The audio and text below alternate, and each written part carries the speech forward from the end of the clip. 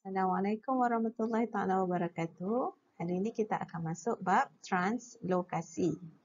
Okey, translokasi ini adalah proses pengangkutan hasil fotosintesis melalui flowworm. So, sebagai seindaksinya, gambar ini adalah gambar aphid.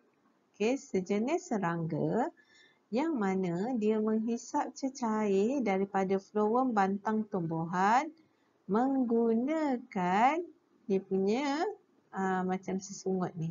Sesungut ni dia boleh tembus sehinggalah ke dalam flowworm untuk dia menyedut sukrosa dan asid amino.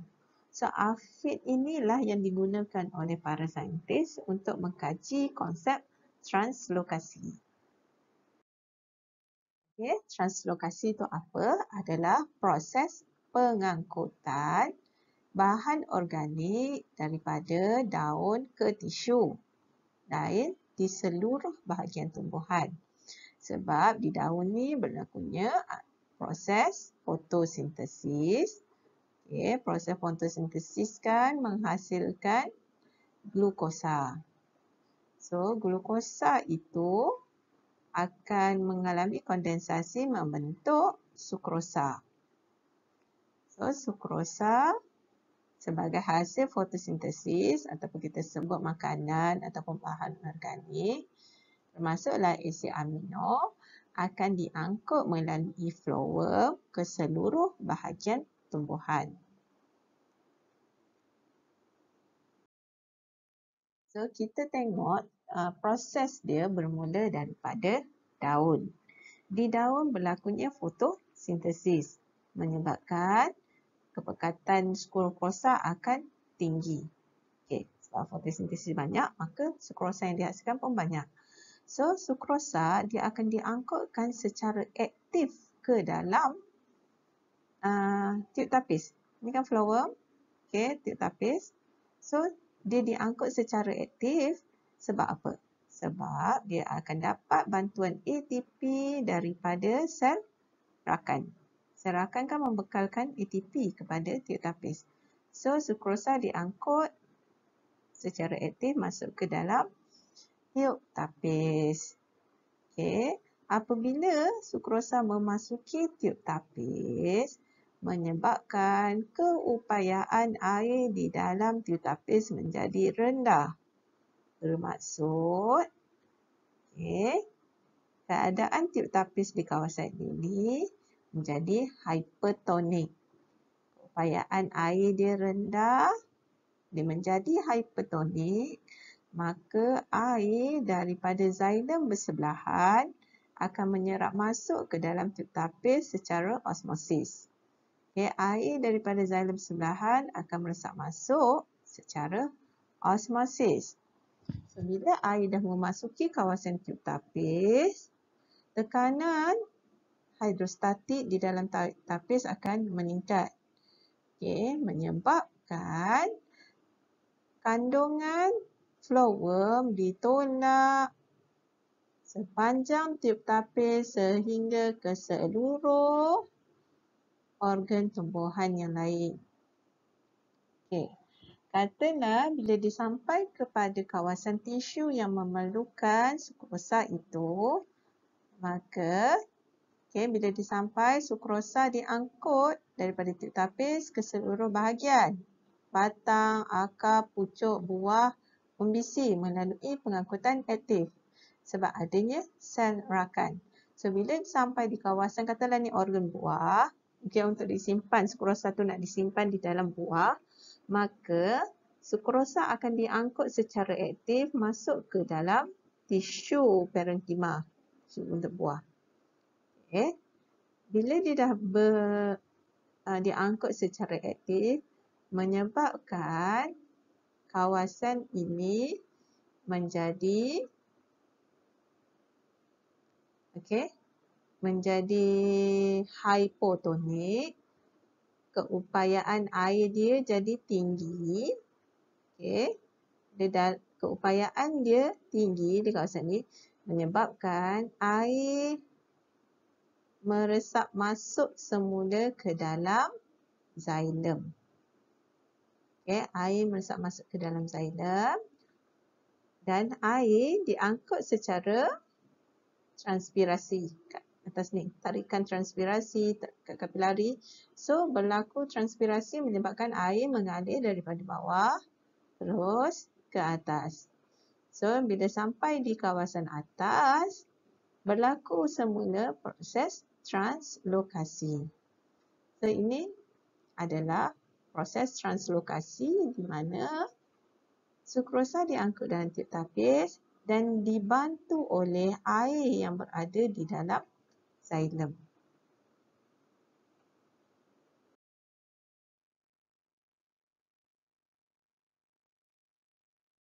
Cuba tengok video ni. Okay. Pokok vaskula menghasilkan nutrien seperti sukrosa di dalam daun. Sukrosa itu mestilah diangkut ke seluruh bahagian tumbuhan. Okey, termasuklah pucuk dan juga akar. So, daun dianggap sebagai sumber sukrosa, manakala kawasan lain dianggap sebagai yang memerlukan sukrosa itu.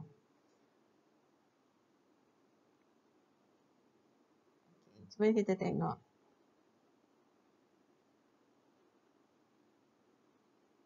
Kita ada dua tisu iaitu xilem dan phloem yang duduk bersebelahan dalam sistem vaskula.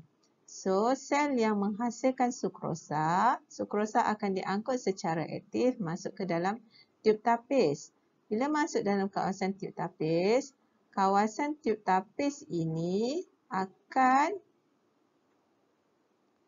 mengalami, bila dia diangkut secara aktif, dia akan mengalami keupayaan air yang rendah. Sebab kepekatan sukrosa tinggi, keupayaan air jadi rendah. Maka air daripada xilem akan meresap masuk ke dalam phloem. Okey.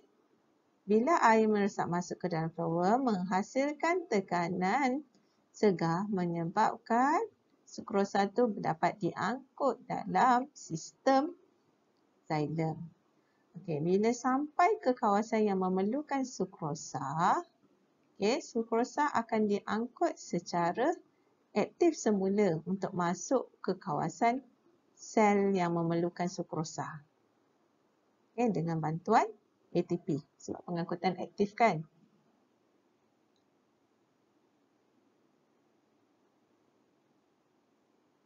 Pengangkutan aktif menyebabkan sukrosa dapat diangkut masuk ke dalam sel yang memerlukan sukrosa. So, kawasan ini akan menjadi keupayaan air yang rendah menyebabkan air meresap masuk semula secara osmosis ke dalam xilem. So, tarikan transpirasi menyebabkan air mengalir naik semula ke kawasan atas di dalam xilem. Yes, untuk yang tu. Okey, kita tengok kepada definisi translokasi. Apa itu definisi translokasi? Ini teacher dah ambil terus daripada jawapan.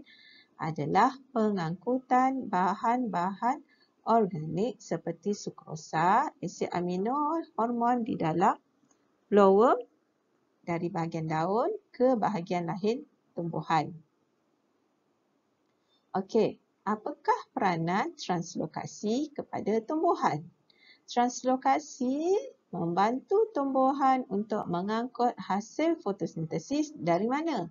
Dari daun ke bahagian lain tumbuhan. Untuk apa? Untuk pertumbuhan dan respirasi.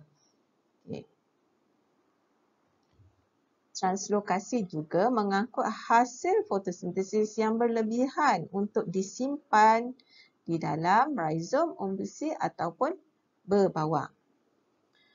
Okay. Soalan ketiga ni, bagaimanakah translokasi berlaku dari daun ke akar, huraikan. Ini yang kamu kena huraikan kaitan antara xylem dengan phloem tadi. Kita kena ingat balik gambar yang kita tengok tadi. Okay. Kita ada xylem, kita ada phloem, kita ada sel daun, kita ada sel yang memerlukan sukrosa.